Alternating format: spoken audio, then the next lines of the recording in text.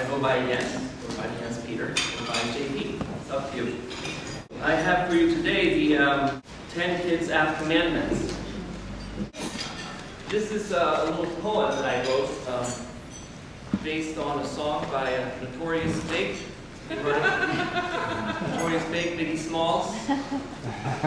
Late Biggie, you're familiar with him, greatest rapper that ever lived. He wrote the 10 crack commandments. Very useful stuff if you're looking to get into that business. I hear you're looking to get into the kids' app business. You're probably already in it. Hopefully these rules will be helpful to you. I've been in this game since '96, entertaining kids through taps and clicks. So I made up these rules for you to follow. Get your chips in the game, not your pockets hollow. When we get to the number part of the rule, will you just help me out and yell it out? So when I go like this, you go number 1. Number 1! Okay. So your apps aren't one. Let's take a look at the core of that content. Listen now, this is my main concern. Is it something you want kids to know, or is it something they want to learn? The first will make your apps cheesy. So go for the latter. It will make the sell easy. Let me just talk a little bit about that. As I see it, there's 2 ways to look at children. There's the old way, which I think is incorrect, and that is to look at children like a vessel that is empty, tabula rasa, to be filled with information whenever they're ready. So at this age you pour in the purple, and at this age you pour in the pink, at that age you pour in the gray. The way humans and kids work, which I think is a more correct way of looking at humans, is I see us as learning machines. Or not machines, but animals. What sets us apart from the rest of the animals is that we're great at learning. Hopefully we stay great at learning.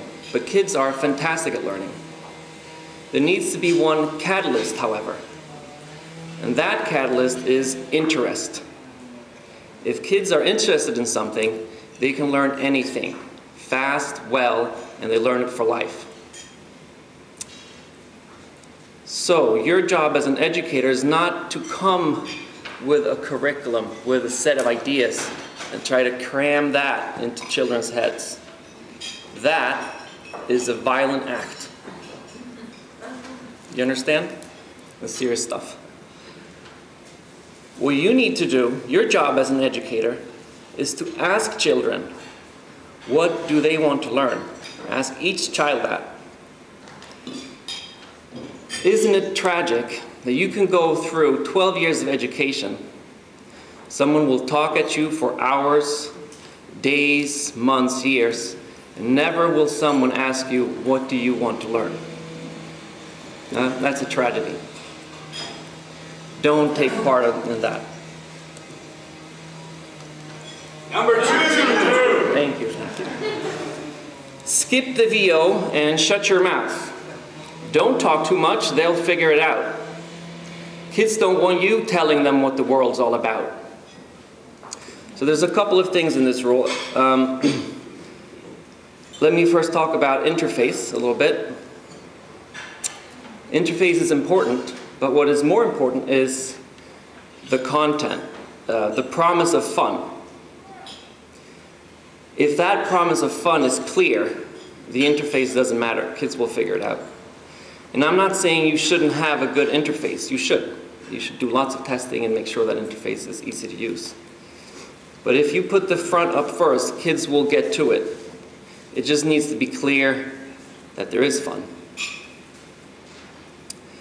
When you don't really believe that what you have is that fun, you start talking about it. You start explaining it.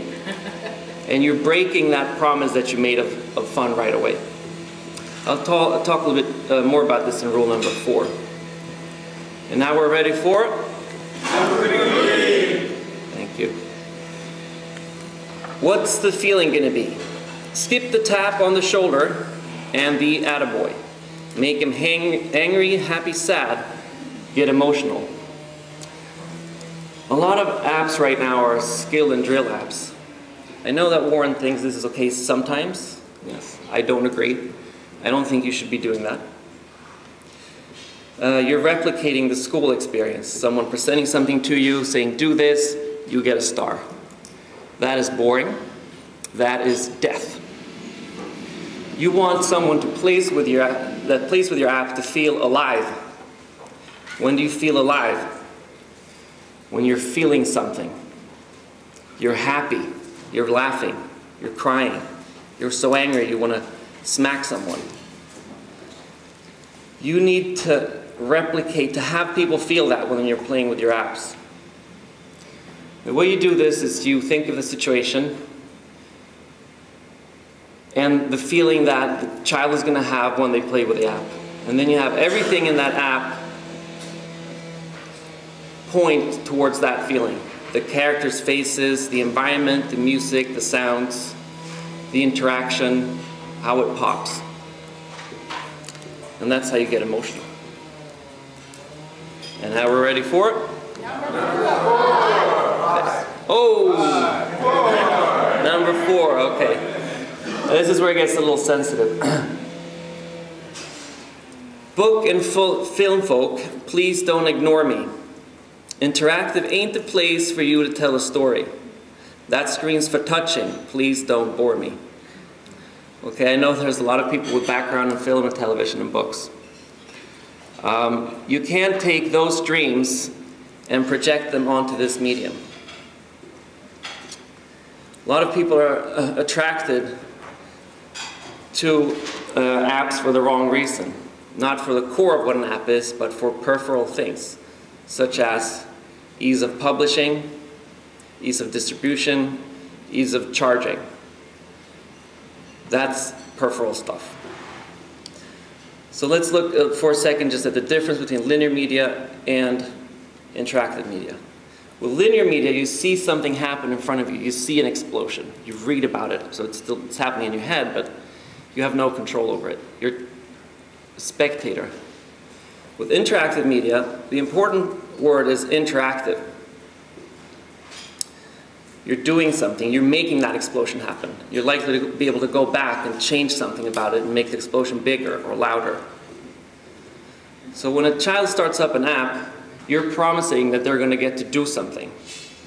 If you go there and tell a story, you're breaking that promise. Can't do that.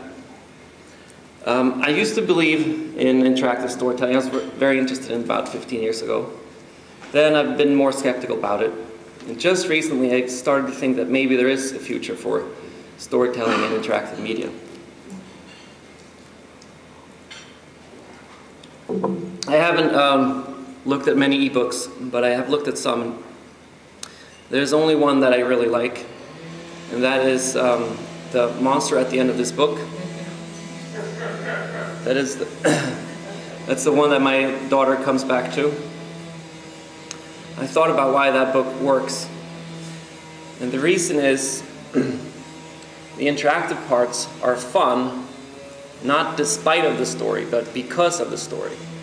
Because Grover tells you you can't do it, it makes the interaction fun. The more he says you can't do it, the more fun it is to do it. If you're going to do an app, I don't suggest that you hire writers. You need very little writing in apps, if you ask me. But if you do, in any case, hire a writer, you should tell them that I want every word that you write to make the interactive part that's going to come after more fun. And cut away everything else. I think that's the future of interactive storytelling. And we go with? Number 6. 5. Sorry, that was me. Kill your darlings and do not cry. Fall in love with a character. It's a no-no. He was great in your first game. Yeah, so. There's so many things that little bear can't do.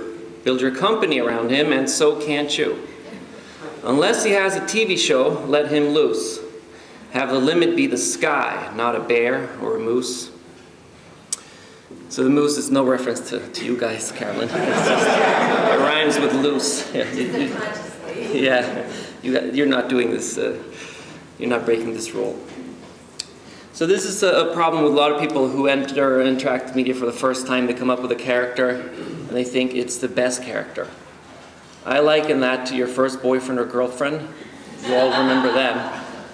You thought they were the best thing and you were so heartbroken when they left you. I'm talking out of experience, although this was 20 years ago. Then you realize there's a million other people in the world. Same thing with your character. You're going to think this is the best. It worked so great for this game. You're going to make another game that's going to work almost as good. And then the third game is going to work a little worse. Disney, Nickelodeon, the big guys, they don't stick to one character. You come up with new stories, new characters. And so should you. To really drive home this point, let me explain why in another way. I'm going to use some mathematics. People say that there's no new ideas in the world. I don't agree with that, but what they mean is a new idea is just two ideas combined into a new one. So Steve Jobs' idea about the book that has a radio connection and is connected to a database, that's three ideas, right, put into one. It's a vision for the laptop, for the iPad. Let's say, for simplicity's sake, that you're working with 100 ideas. There's 100 ideas in the world. That's an understatement, I believe, but just for math's sake. If you can combine any of those two ideas into one new one, you have 10,000 ideas. If you start with one idea, you have to use that one idea. You have 99 possibilities. So you're severely limiting yourself. That idea could be your character. Don't get stuck with that character. People often ask us, what's your main character? And I say, we have none, and I don't foresee us having a main character. Number 6. There you go. Make up new tricks. Break the stereotype of what a game should be. And kids will be forever thankful to thee. You'll have your brain to thank while you're laughing at the bank. All the way to the bank. So this is about innovating, and there's a plethora of books about how to innovate, but kids will really appreciate it if you present something new to them. They love ideas, and they can tell a new idea from very far. I have no great advice for you on how to be innovative, but maybe one little piece would be to look outside of the App Store for inspiration and bring that inspiration into the App Store. Number 787. I have a clicking problem. This one won't please you. Might send you into a seizure. Don't get stuck on that feature. Don't worry if some details look like crap. Kids' imaginations will bridge that gap. So I had to have a rule a little bit about the process of making apps. Features are a very dangerous thing to have in your apps. You should look at every feature as a potential black hole to carefully step over. If you feel your foot getting sucked into there, pull it out quick. Humans have a tendency to focus on something and do that great. And there's going to be a lot of people in your team who are professionals, hopefully, and they're going to want to make things as good as possible. But if you forget about that big vision, you might get stuck. I'll give you an example from a hair salon. I thought the touching the hair would be very important. So we worked for about 2 weeks on one strand of hair and combing that. How does that feel? And we weren't happy. But our producer had the wisdom enough to say, guys, you need to keep going with this. And so we built the scissors, we built the hair blower, we built the spray, the characters, their expressions, and then we realized, okay, maybe that combing part wasn't the whole app. And we felt like we had something great. We could totally release that. Number 8. Thank you. This and the last rule does relate. It's the opposite. It's about making it great. Make production value high if you can afford it. Competition is fierce. You want your game noticed. VC's funding fools. Ain't nobody out for lunch. So if you have the muscles, pack that punch. So this is just to counteract the seventh rule. But you know, it's not 2010. You can't just put something out there that sort of works and have people download it. Doing a great app today, the minimum viable product that you need is a pretty good product today to make it. It takes hundreds of thousands, maybe millions of dollars to do it. So don't go in there with your own money. Don't take that risk. The App Store is a way too risky place to invest your own money. Work with someone who has a bank account where $100,000 won't break them, and who believes in you as much as you believe in yourself. Number 9. Thank you. Don't let kids go with nothing to show. Give them a reason to show off their work. And when their friends see it, they too will go berserk. It's kind of self-explanatory. Humans are social animals. We love to tell each other about experiences we had. Even more, we like to show things to each other that we found or have made. So if you let children create something in your app that becomes meaningful to them, they will be the best advocate and salesman for your product. Number 10. This one's hardest for grown men. Test often with kids and respect the result. Your ego will take those comments as an insult. But business ain't personal, and this much is true. That kid in the back is smarter than you when it comes to what you do. I shouldn't have to say this in front of you guys, but I know some people here today that are high in the charts that do not test their apps with kids. That to me is crazy. Actually, it's not crazy, it's lazy. Crazy is unforgivable. No, it's the other way around. Crazy is forgivable. That can get you to new places. Lazy is unforgivable. That will get you nowhere. You have to test with kids. Because you were a kid in '83 or in '93, it's not the same thing as being a kid in 2013. Also, just because you were a kid, you're not a kid anymore. You don't remember what it was like to be a kid so much. You had so many experiences since then. You're in a power position now. It's a completely different outlook at the world. Your arms work. I mean, not mine, but hopefully your arms work. You know how to swipe and do all these things. And we test all the time at Toca Boca. I didn't before I started Toca Boca, I'm ashamed to say. I would test at the end of the production of the website. But we do it all the time, and you learn so much from it. And those are the 10 app commandments.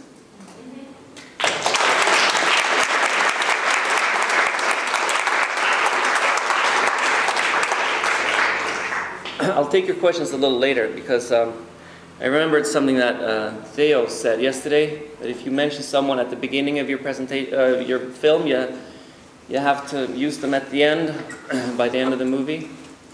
So my wife couldn't come here today, but I mentioned someone else too, and that was Biggie Smalls, right? He's here? He's not here. He doesn't walk the surface of the earth anymore, but I will channel him. And I will now attempt to rap the 10 app commandments for you. So give a big hand to my colleague Chris. She's the creator of apps such as Toca Tea Party, Toca Doctor, Birthday Party, Mini, Cars, Robot Lab. So she's going to do something far easier than all of that, which I just mentioned, which is just press the buttons at the right pace. And since I don't have a DJ, I'm going to have to hit this myself.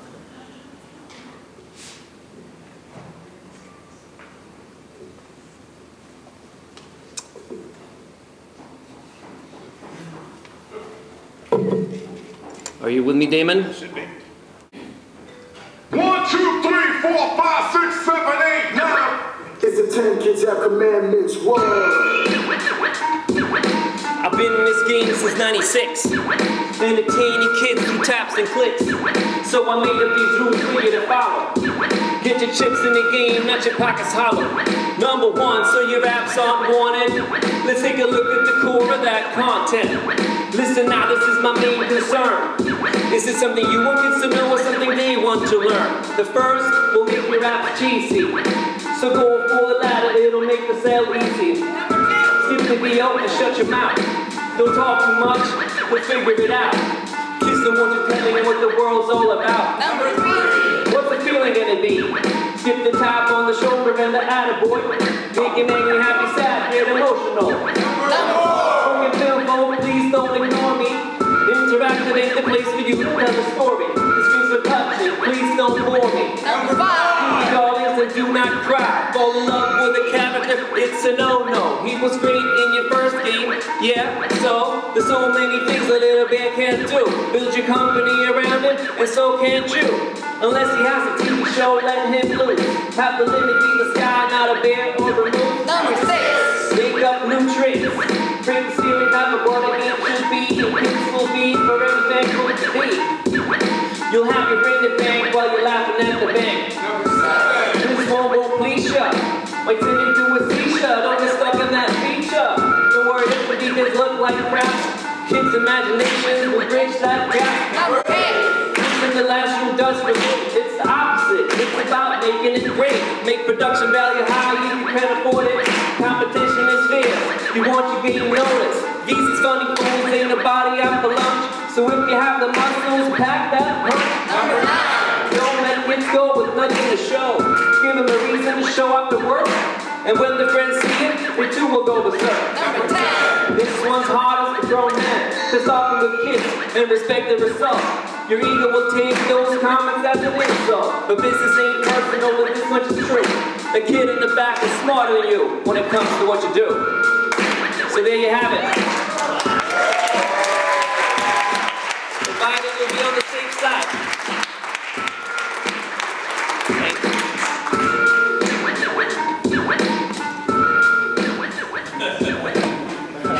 Warren B, you got my back, I knew that.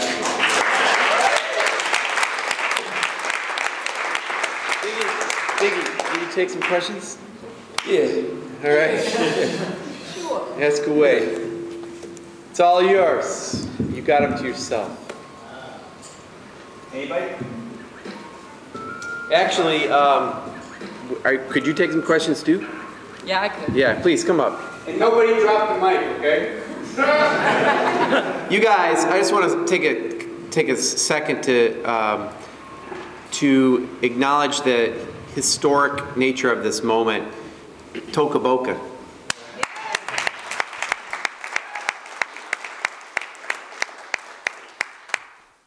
These people have inspired more children, and they're talked about at bus stops, and they have moved this industry based on these principles. I don't know if you were aware, Piaget was born, I think, close to you guys, but it doesn't matter because your instincts guided you well. So it's really great to have the people who made these things here, and also please thank Bjorn for letting you out of your workplace to come here. Appreciate that. Okay. Thank you. And but question. So first, I have a 9-year-old huge fan in the house, and if I didn't say thank you, she'd kill me. Secondly, I wanted to ask about all the weird little sounds that you guys put in all your apps, and how did that happen, and how did it get turned into somewhat of a signature?